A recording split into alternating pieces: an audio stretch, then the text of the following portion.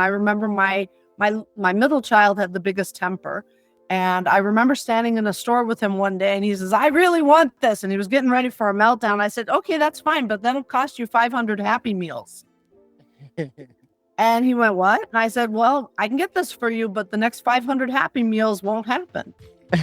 Yeah. And that put him into perspective. And he went, yeah, I don't need it that badly. You know, we got to teach our kids that you can't have everything all the time because it's not reasonable. But it's also, there's a bigger principle, which is delayed gratification. Nothing wrong with delayed gratification. Today, I wanted to look at the financial systems because I was looking at your LinkedIn and most of us just seem to be dropping the ball. So my guest today is Heidi Bonfante. You're an award-winning economics teacher. You build programs to teach literacy and you actively work to break the cycle of poverty. So welcome to the show. Thank you. Glad to be here. Yeah. Yeah. Did I get that whole intro right? Got that right. I've been doing this in Christ for the Corporal. And honestly, if we're not moving the needle on student achievement, and I mean for all students, then what the heck are we doing? Yeah, no, that's great. I love teachers. Like I said, I was a former teacher. My wife was a former teacher. So we're all, pro teachers, definitely. Hallelujah. Right. A few of you left. Yes. No, I love it. We couldn't do it. So we have a special place in our heart for those who still do. Yeah. So my first question is this. So when teachers walk into your classroom on day one, what is the most glaring financial blind spot? I'm just kind of curious, like what, that's a loaded question. I mean, what do you see? Like what is even parents, students, like anyone that you associate with? Well, okay. In fairness, I used to be at a college preparatory where some kids were driving cars worth more than my house. And now I have been for the last 15 years, I've been teaching at a public school where 100% of my kids are on free and reduced lunch. And I guess the best way to describe the culture shock is I remember being in the cafeteria one day, monitoring the lunch line, and I saw this young man jump into line, get some stuff, put some stuff in his backpack. And then a few minutes later, he got back into the line. And I thought he was up to something. I didn't know what he was doing. So I pulled him aside and I said, sweetheart, can you please explain to me what's going on? First of all, food's not supposed to leave the cafeteria. And I saw you put a whole bunch of stuff in your backpack. And he said to me, he got really quiet, but then he finally owned it. And he said, Miss, you're right. This isn't for me. This is for my sister. And I said, well, where's your sister? Well, she's a student at another school, but she hasn't been able to attend because she's pregnant and she's been very, very sick. And if I don't bring this home to her, she's not going to be eating. And I thought, holy crap, I feel like the worst person on the planet for assuming the worst. It is a definite shift. What I see, and I understand that we have a supposed fair funding practice in Arizona where all the money goes into a pot and then a certain amount is allotted per kid depending on where that kid attends school. But what I see is some schools on that side of I-17 who have $400,000 endowments. And then I've got kids over here who are taking duct tape to their shoes so that they have shoes to come to school. So I'm not so sure that I buy the story of equity and funding. I don't see that. What I do see is, by and large, and we were just comparing notes, ironically, in the teacher workroom today, we were talking about how much money did you spend last year, since we're all working on our taxes. How much money did you spend last year out of your pocket? And I would say, I think the winner was $7,000. She spent $7,000 of her own money. Wow. Out of her pocket. That is something that I've been trying not to do. So I average right around $3,000 a year out of my pocket. That can be for any number of things. I had it over the weekend. I had to go buy lined paper. There was an order for it, but it takes 4 to 6 weeks to get something in. So I went and bought as many reams of paper as I could afford over from Staples. I brought in my used cartridges and picked up the difference with my own pocket money. So I do that quite regularly. It could be something like that. It could be something like providing fresh produce for my kids so they have something to snack on when they come in for tutoring after school. It could be this kid who needs $200 for her dual enrollment tuition, but parents can't afford it. So we'll pitch in the money. You never know what's going to hit you. And you don't look at this kid and go, well, that's too bad. You don't have any pens. Too bad. So sad.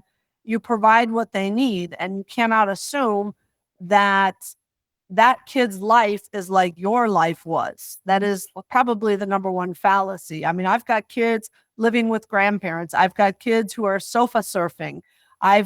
You just don't know what you are, part parent, part social worker, part teacher, part career counselor. You wear all the hats. I don't know if that answers your question, but is probably the most real answer I could give you. Yeah, no, totally. I understand that coming from taught at a Title I school myself. I also taught in North Phoenix, where there was Phoenix, well at the time, Phoenix Coyotes players on parents that had students there. So I've seen the wide spectrum of the economics involved. I guess my one question, like a follow-up question, what do you think parents, and I know they're coming from different backgrounds and some are more affluent, yeah, more fluid and have more just a better upbringing, right? Probably, you compared the students that duct tape their shoes versus the ones that, have nice cars. So is there something that you think that parents are just like failing to teach students at home? Especially you brought that one up that spent $7,000 last year. That's got to be a lot of money for a anybody. teenager. Yeah. Yeah, yeah. Well, it's not just, I don't think this falls squarely on parents' shoulders. I think by and large, with some exception, parents are doing the best job that they literally know how to do. But, and here comes my econ hat, when it takes a two-parent income in order to make ends meet in an economy that is unrelenting, I understand that, oh, you forgot to go buy a 3-ring binder and some supplies for your kid when you're working the night shift. I get how that happens. But I think one of the most critical things I have seen, and I've been at this now for nearly 4 decades. Think about that. I mean, I've been teaching longer than some of my parents have been alive. I think the critical difference has been, I see a lack of communication between parents and teachers. I see that parents have in their head, and I say this as a mom who's raised now 6 children, 3 from scratch and 3 that were given to me. I think we used to do a better job of communicating with each other. It wasn't us versus them. It was, we're in this together. And now when I reach out to a parent, they bristle. You can hear them bristling where they hold their breath. And I'll have to say, he's not in trouble, or I'm not calling because she's been a problem. I'm calling because. And then they'll relax a little bit. And usually they're extremely surprised that I'm calling, because I might say something like, I've noticed, I'll just make up a name. I've noticed that Annie has been extremely tired. Her grades have slipped from A's and B's to C's and D's. I'm just calling to find out what can I do to help, because she seems a lot more nervous than she's been lately. And it runs the spectrum of anything from, we haven't been at home because we're afraid of immigration. Or it could be, well, dad died. Well, I have had plenty of kids whose parents have died before the school year is out for various and sundry reasons. Or it could be something more banal, like they are simply working the night shift because they needed to pick up an extra job. So things are really difficult for everybody across the board. But what I guess I'm saying is, with all these extra responsibilities, and trust you me, it's not just parents who are picking up the extra jobs, it's teachers as well. I work 2 jobs. I know many of my teachers here on this campus work 2 jobs or are looking for a second job. It's really difficult to communicate if you don't have time to make dinner. It's really difficult to raise children. I know this is going to sound really mean, but it's really difficult to raise children if you're just trying to get food on the table. So we're living in, I hate to say it, because holy cow, can we please stop living in historic times? It's really difficult to be alive right now, make ends meet, if you're not independently wealthy. And so I don't fault anybody for this breakdown in communication, but I've seen more of a us versus them mentality. Like they're trying to keep information from us because they think that we're going to do something nefarious with the information. It's very, I don't even know. It's very isolating and it's very disheartening. We're in this together. We both love your kid. We want your kid to do the best job he can do or she can do. We got to do this together. Right. Wow. That's a great answer. So communication breakdown, it seems like that is kind of the big answer, but there's a lot of obviously like circumstances and things Variables. that go into it that makes it very, very complicated to get down to the root problem, I suppose. And so I want to kind of bring this back to my world right now because my kids are young. I have toddlers right now, two toddlers, but I'm thinking about as they grow, and this could maybe make that connection. So what do we need to start modeling now so they grow up with a healthy relationship with money? Like, what would your advice be for parents with maybe younger children right now going through the stages of growing up? Well, I mean, as number one rule, nothing in life is free. And I don't think it's a problem for little guys to learn that too. We had a reward system when my children were younger and I was raising them. We had a reward system. You do chores, you get marbles. X number of marbles equals X number of dollars. You end up getting not pocket money, but you can call the shots and say what it is you want when they were very little.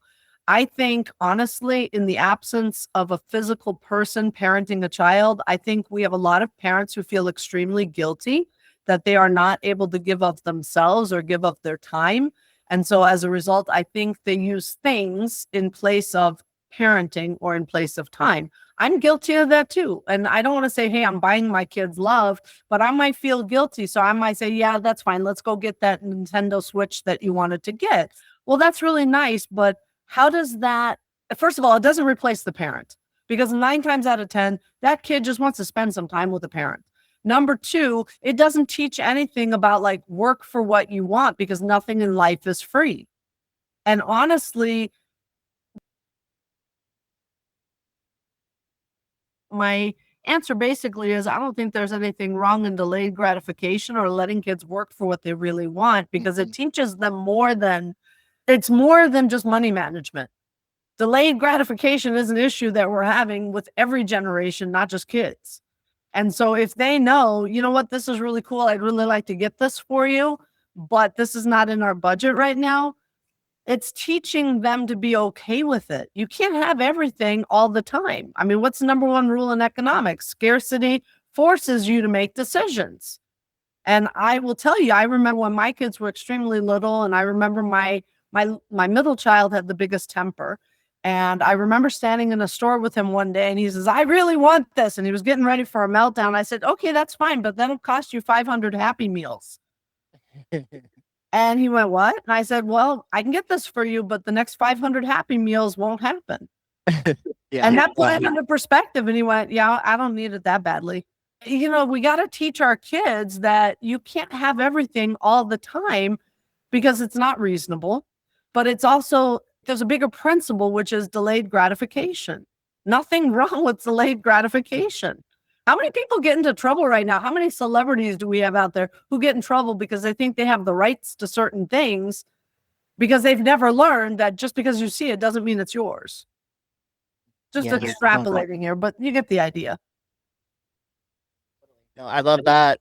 That's a great answer. I'm going through it too with my kids where they want everything and it's Yeah. tough How old sometimes are to your give kids? in. I have a 1 year old, he's Oh, almost two, and then I have a 4 year old that's almost five. She's more of the that's the tough one, huh? yeah, that's the one that is tough because we try to win her. I wouldn't say win her over with love, but we try to reward her for stuff she does around the house or at Yeah. school and incentive programs where it's like, oh, we'll get ice cream or like you brought up McDonald's or Yep. things like that to sort of like motivate her. But it Mhm. does fall into this trap where she's like, if we don't get something from Amazon, that's for her. She's wondering like why we didn't get her anything. So we're trying to like break away from that. My daughter has autism though, so it's a little bit different, Different. maybe of an Yeah. understanding. But yeah, I don't want them, like you said, I don't want them to be entitled or kind of expect Yeah. something all the time. And kind of like you said, you got to work for it. And I think that's a great kind of character building to instill into children while they're younger so that they Yeah. grow up, not feeling like they just deserve the whole world and they can Yep. just have it right now. The delayed Yeah. gratification definitely That's a has to tough come into one. effect. And it doesn't change when they're 4, and it doesn't change because of autism. I think this is an issue that we all have. I think Yeah. every age group has this issue. And I honestly believe in negotiating. I think there's a fine art of negotiation, and I love teaching kids how to negotiate. Mhm. And so I carry this in my classroom with, you can negotiate anything. If the culminating thing is an essay and you're like, no, miss, I could do it like this. My rule is you can negotiate, but the rule is never negotiate in front of others unless you want to lose, because you will lose. Mhm. So they know they have to come in on their own time, have an intelligent discussion with me, and win me over to their way of thinking. And so I've had kids, instead of doing an essay, which doesn't mean you're going to get out of every essay, I've had kids put together videos like a PSA, and it taught exactly the same standards, but it also taught them something else, which is advocate for yourself, rip open your mouth and speak your truth and show me your thinking. And I think we need to do that. And I would say to you and your little ones, sit down and negotiate rewards. Sit down and negotiate expectations. Like, I would do a chore chart for every single kid, but it was a negotiation. All right, Daniel, tell me what 5 chores you want to do this week and be responsible for. Those are your chores. Nobody else gets those chores. And it could be something easy like, I'm going to walk the house and pick up any items that are out of place, and I'm going to put those items away. Cool. That's your chore now. Another one would say, I'd empty the dishwasher. All right, cool. Now the other side works too. What would you like as a reward? Well, I want to go to Bookman's. All right, cool. I want to go to skate country. All right, that's fine. But we would negotiate both ends, both the work and the reward. And isn't that real life? When you sit down with a prospective employer and you're negotiating a salary, that's a give and take. And we need to teach our kids negotiation. Yeah, no, absolutely. I think that's a great answer. And I appreciate you expounding upon that and really kind of explaining how we could go about that, even with children that are younger, kind of creating that system as, before they get even to your classroom, where they have those principles in mind, and they come to you where they're already kind of prepared for the economics of the world. One thing I did notice, like on your LinkedIn, is you created a after school program for women. Yep. Money, is that something that okay? And wealth, Yeah, that was not my program. I'll be honest. That is not my program. That is part of a program called Invest in Girls through it's the Arizona Council of Economic Education. They came to me and said, we're piloting this thing. We'd like to know if you'd be interested in participating. I said, absolutely. The idea was that there are certain industries, finance being one of them, where women are completely underrepresented. And what I discovered was many of us, girls or boys, don't even know those jobs exist. And so we spent an entire year doing this boot camp where they actually were out there with people in the field learning those professions. So it was an incredible experience, but I've created a lot of these different things. Right now, we're working on a personal finance course. We're in year 2 of the personal finance course, where they will earn the Arizona Seal of Personal Finance, which is quite unusual. We had 21 kids get it last year, and I think we had more than all of our sister schools combined. So it's important. If it wasn't important, I wouldn't be taking my time on it. Sure, that's awesome. I was curious, like, do you feel like there's a difference about how society talks to boys or girls about money, like, or is it all the same? I kind of had that question because I'm a girl dad and I'm also a boy dad, so just kind of curious if there's a difference there between the genders. It's completely different. And I remember, like, this is like Stone Age talk, but when I got my first real teaching job, I remember my then principal saying, well, yeah, of course this coaching position pays less, but you have a husband, so that'll be fine. And I'm thinking, this is not the 1950s, dude. How do you get away with that? And I think that's part of it going back to that art of negotiation, I don't think that we teach girls to advocate for themselves when it comes to money. I think we teach them to get along.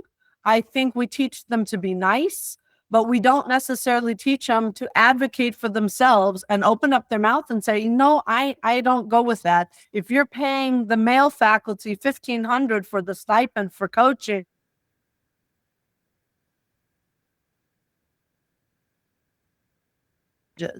because by and large, even though it isn't really the face of America anymore, we have so many single parent households being led by women. How can we do them this disservice? So I honestly think we need to teach our girls to do a little bit more negotiating for themselves. Yeah, totally. That's good. That's like that. I love how you put that because that puts it into like a visual for me, like how I can actually, what the differences will be in terms of Yeah. the genders with money and in society and all of the complicated matters with that.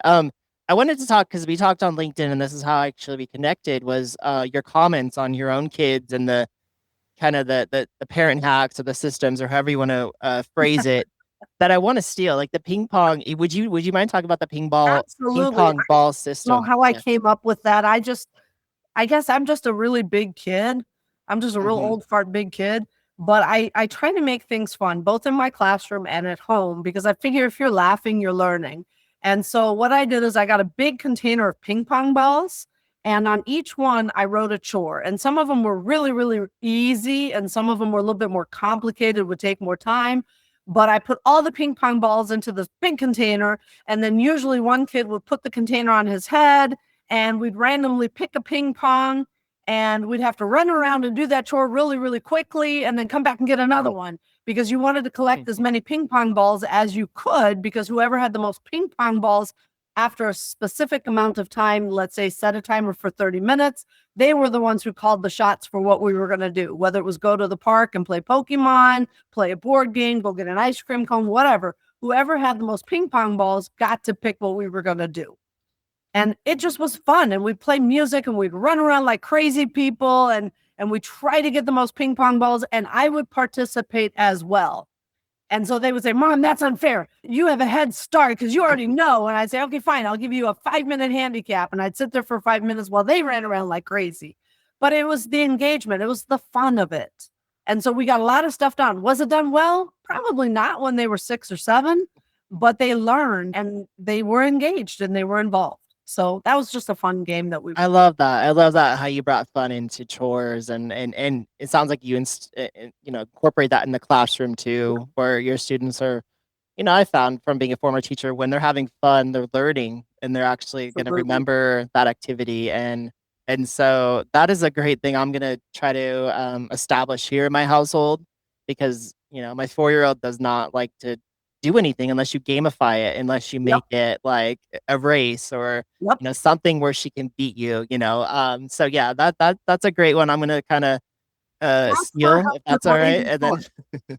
No, seriously, have her come up with some of the chores. yeah, Have her yeah, negotiate some of those. Anyway, just an idea. yeah. No, it's cool. I love it. And it's such a fun thing. It's probably a great memory for your kids that, they probably even still remember to this day, right? Now that they're in their early Oh, right? 20s. Yeah. And then yeah. I mean, I was curious, like, the dynamics, how does it change as your kids get older, like, out of the school age and past high school, perhaps college? Like, how does the dynamics of parenting change? Just, I mean, I know Oh, that's a God. very complicated question, but It does and it doesn't. I mean, I've always mhm. said to like my seniors and my juniors here in the high school class, like one day I was frustrated with my upperclassmen and I said, "Do you know what the difference is between teaching you guys right now and the kinder sports that I taught for a year?" And they go, "No, miss, tell us." And I'd say, "You're just taller." And they'd laugh. And I'd say, "Well, let's see. You still enjoy scratch and sniff stickers. If I give you a treat, you're going to do anything in the world. Like I have a treasure box in my classroom for crying out loud. It's full of little tiny toys and it's full of little candies. And man, if I say the first 5 finishers in this vocab challenge get something out of the treasure box, holy crap, are they focused? They are just in it." And honestly, the only difference I would say between my own children right now and when they were younger is probably the difference in their payouts. Like my son, who is, well, all three of my last 3 children still live at home. They are college age, they're attending college. And so, like, my middle child is probably the number one person who does this, but he will negotiate rides specifically because he's not driving, specifically for chores. So he knows if he wants me to take him out, I don't know, 15 miles away, he's like, I've already emptied the trash. I've already taken it. I've already taken all the stuff out of the car, whatever. He'll tell me ahead of time, well, I've already done these 3 things because I know that's the currency for getting a ride that's 15 miles. So they understand nothing in life is free. And so I have inculcated them with that idea, and they know that everything happens for a reason, but everything has a price. So if you're asking me to spend half a day shuttling you around, well, that's going to cost me time. So what are you going to do to quote pay me for my time? And it's not cash, so you're going to have to take some work off my hands so that I can make that happen for you. Again, negotiation. Totally. Love it. Do you mind if we end in with some rapid lightning round Go for it. kind of questions, answers? And then at the end, we can plug your school if there's a way to like donate, or maybe like even when I post the video and edit it in the comments, I'll definitely mention a way to, like you said, funding is always an issue for schools, and I'm sure tax dollars or something like that people could give or help out. Yeah. PTA perhaps, or something Are like you in that. Arizona? I am in Arizona, Okay. yes. So that's kind of a earned income tax credit allows anybody in Arizona as a single person, allows them to donate $200 as a tax credit, which means that they use it, they can actually offset their tax debt. Or if they don't know anything, they usually tend to get it back dollar for dollar. So that's always something really wonderful around here, because we give the CLEP test and it costs roughly $100 per kid to take the CLEP test, but they get back 12 to 19 credit hours for that $100 contribution. So that is totally something that we could help out with, and that would benefit our student population tremendously. So that's okay. just Yeah, absolutely. Like anything to help, again, as a former teacher and someone that's going to have kids entering the public school system here pretty soon, I definitely want to help any way we can. And, it's always something that kind of near and dear to. So, okay, rapid lightning round. All right. Because I know you got to go here shortly. You've been teaching all day. You're tired. Sorry about the technical stuff. All right. Question one, and I'm sure teenagers, this might be some sort of hot topics, but Bitcoin cryptocurrency, is that a necessary part of teenage education today for economics, or is it kind of a distraction in your opinion? I would include it, because like any other security, it is still a viable option, but it goes into diversification. So you do have to teach them that, because think about that kid who committed suicide over Robinhood. If he had had knowledge, he would have known better. He would have known that this is not a bill that he has to pay. So I think we do our kids a disservice by not teaching them this. Yeah, that's a great point. The second one is, I don't know if you can see behind me, but I kind of have a hobby with 90s pop culture, whatever. I was just curious, do you see like a trend with your students of like investment or things that they're buying? For instance, when I go to the malls, I see like those little kiosks for like the Pokemon or the little, I don't even know what they are, Well, items. they spend Yeah. more money on non-tangible things, like Okay. skins for games, different features in games. I heard somebody say very well, we don't actually own anything anymore. We just rent it. And it actually has become disdainful. Like kids are starting to pick up, damn, my music's not mine. I just get to borrow it while I pay them. Yeah. So they're really starting to get annoyed at subscription level stuff. And I think that's part of the reason why we're seeing a return to vinyl, because they actually want to own their stuff. They're tired of renting stuff. And I can't say that I blame them. That is a good point. I just threw away all my CDs from like high school. I know. I'm like, why am I keeping these? And now I'm like, yeah. And then it's like you're getting we're paying for stuff I already bought in the past to stream it. Yeah. No, I get that too, and I feel that frustration. I think we gave away ease of, like, we basically just forfeited everything that we had for ease of use, and now it's just like all the subscription prices are going up, and you have to have a subscription for everything, and it's like it's out of Remember control. when you were a kid, you would save up all of your money so you'd go get that video game you really wanted? Oh yeah. But once you had it, it was yours, right?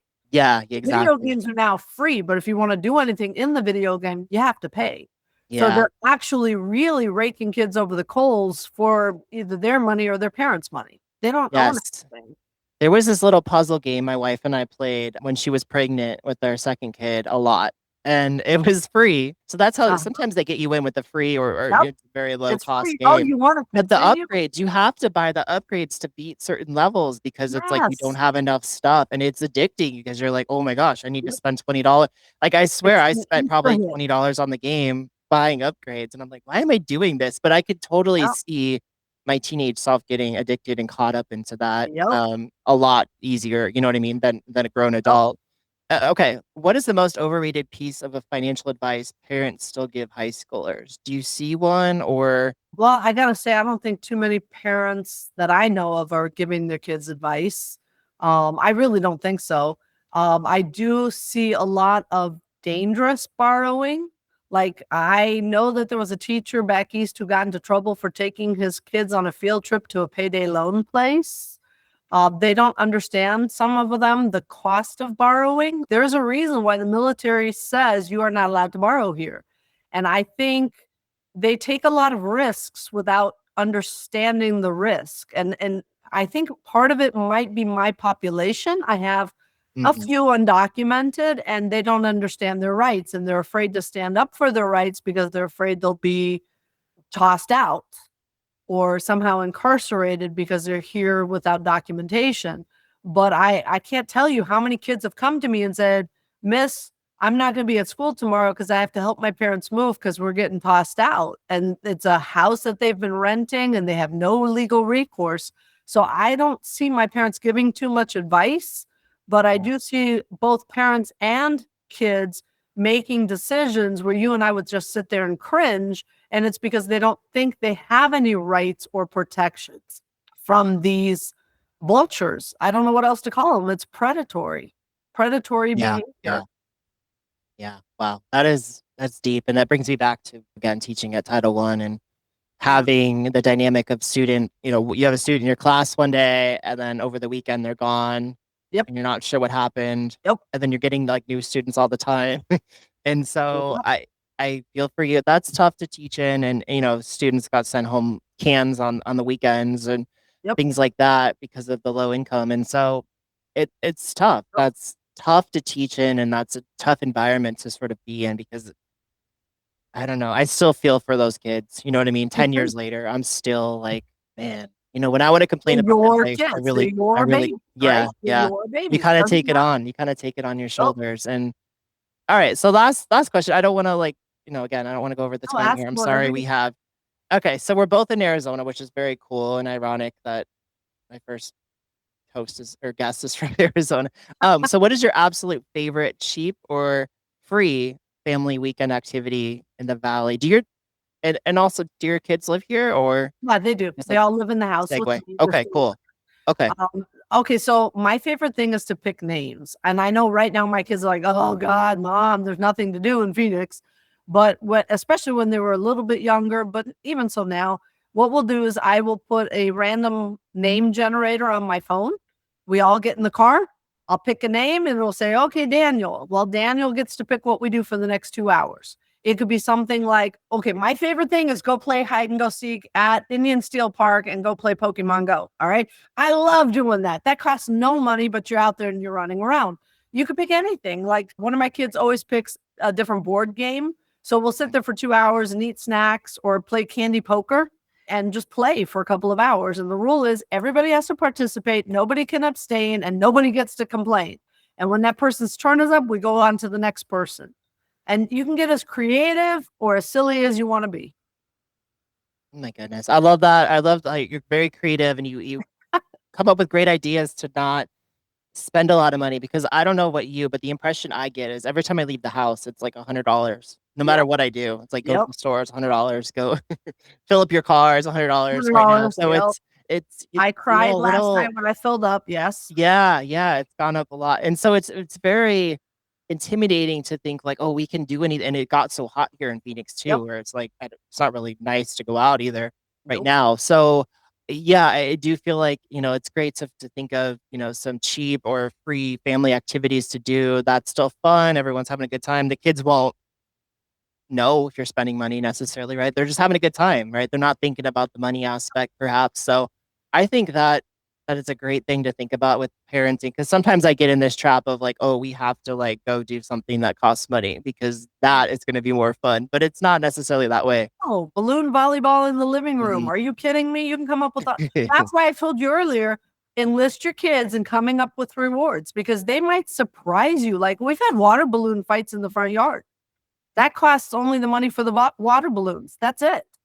You don't have to spend a lot of money to have fun. And again, I think they want to spend time with their parent. They want their parent to notice their existence, to actually invest time in them. And I'm not faulting parents because I know how hard it is to be a parent. I'm raising my kids by myself. It is expensive, but fun doesn't have to cost money. Fun is just about being creative. At your age, with your kids being the age they are, go get some cheap shaving cream and let them have fun. Like I actually Mm. had a room that I emptied out and just had shaving cream. And when we were done, we mopped it up. The place smelled great. And they had so much so much fun. And I just literally picked them up and put them in the shower and hosed them off. It doesn't have to be expensive to be fun. Yeah, no, totally. My kids, a lot of times, like it's funny, like for Christmas or whatever, their birthdays, they get boxes of toys or Mhm. whatever, and it's like they play with the boxes More than the more toy. than the toys. Sometimes you're like, why are we doing this? Yep. Yeah, so kids will just kind of have their own imagination, have fun with it. Yeah, that's a great principle. Like you don't have to spend money to have fun. And I think sometimes like society with all the commercials and all the ads and all the stuff you see out there, it's like you got to get this. But yeah, I mean, sometimes it's like the best memories I have as a child is, doing things that were in the backyard, playing around in the dirt or playing basketball outside, that. Go get a whole bunch of different size boxes and build a fort. Yeah, Give them yeah, some totally. markers, let them decorate those boxes. Totally. Yeah, no, you have some great ideas. I love your ideas here, and I hope that this can help like other parents going through the same Absolutely. stuff, no matter where they're at in their life, whether their kids are raised or whether they're still raising their kids. I think it's great to talk to parents of all backgrounds and experiences, especially as a teacher. And thank you so much for sharing about Absolutely. your experiences. And then, like I said, I'll follow up after this. And Sure. if there's any link or something to your school where we can donate or help out the cause with I don't know if you have PTO or PTA or whatever, but anything like that to help the students, I'll be for, kind of sharing the message and hopefully getting that out there and making sure that we're funded and, it's not coming out of your pocket. Cause I know how that is as a teacher. True. Sometimes the money True. comes out of your own pocket and it's like, sometimes it's rough because Yeah, every I year know, I get called to the carpet by my tax preparer who says, "You need to stop spending this money." I'm like, "Yes, I'm yeah, aware. You say no to my students, please. I can't do that." yeah, no, it's tough. It's tough. And if it feels like it falls on your shoulders and it's a tough situation because like good teachers, I think do, you know what I mean? Like you kind of have to. There are babies, man. I know they have sense, Exactly. but there are Exactly. babies. And So, you've been doing this for 40 years, you said? 38, Over 40 38 years, years? almost 38 40. years? Wow. Yeah, I've been at Wow. this. Do you have plans to stay a lot longer or As I you told my planning on. boss, I'll stay until it's no longer fun. That's a great question. That's a great answer to a question. Yeah, no, totally. I love that. And let's stay connected on LinkedIn and welcome back to the Parent Top. Wow, that was a great interview with Heidi. She had so many good nuggets of not only like economic sense and finance background and great tips and tricks on how to engage your children. If you're a teacher, engage your classroom. Teach students and your children about financial literacy, and just the communication piece, the breakdown that occurs at the school level between parents and teachers and any stakeholder really. It was really enlightening. Also, one thing that did stick out to me was the dynamics between boys and girls and how finances are different in society's role into that. And my big takeaway from this honestly was you don't have to spend money to have fun. Like be creative with your kids, be creative with your students if you're a teacher, but you don't have to spend a lot of money. Like you can find creative ways. We talked about, building forts or, saving the Amazon boxes you get from your deliveries and letting the kids play with those. Or, I mean, there's so many things you can do that doesn't, require a lot of money. And I know we're all kind of up against it right now with how much things cost and the subscriptions that we talked about in this program and gas prices and, the rising fees that we have in our life. And I think that's one way to get around that is really like let's be creative here. Let's have that delayed gratification. Let's not give our kids everything at once. because they have to work for it, right? They have to trade in for those 500 hamburgers, so to speak. So I love that. Heidi was great, a great guest. I'm gonna follow up with her. Let's see if we can help her out with the tax write-offs or giving money to the school to help out those students. I know from personal experience being a teacher that money is coming out of her pocket to pay for things in the class, supplies, parties, um, those innovative and creative games that she comes up with. And so with that being said, like I think that students need to have teachers like that. And it would be a damn shame if teachers like that retired. You know, she said she's gonna step down when she's not having fun. And what really, like, you know, paying things out of your own pocket with the rising cost of everything, and she raised 6 kids, you know, she's got a lot going on. And so let's help her out as a community, the parent tap community, but also let's learn from her and her nuggets of advice. And so I applaud you, Heidi. Thank you so much for your time. We spent like an hour. We had some technical snafus, and some of the audio wasn't great, some of the video wasn't great. But you know what? I think that the nuggets of wisdom will really go a far way, helping us all with our kids and being better parents. So thanks again for watching the Parent Top. Please like, subscribe, share with your friends. I'll be on for the next one, and I'll see you then.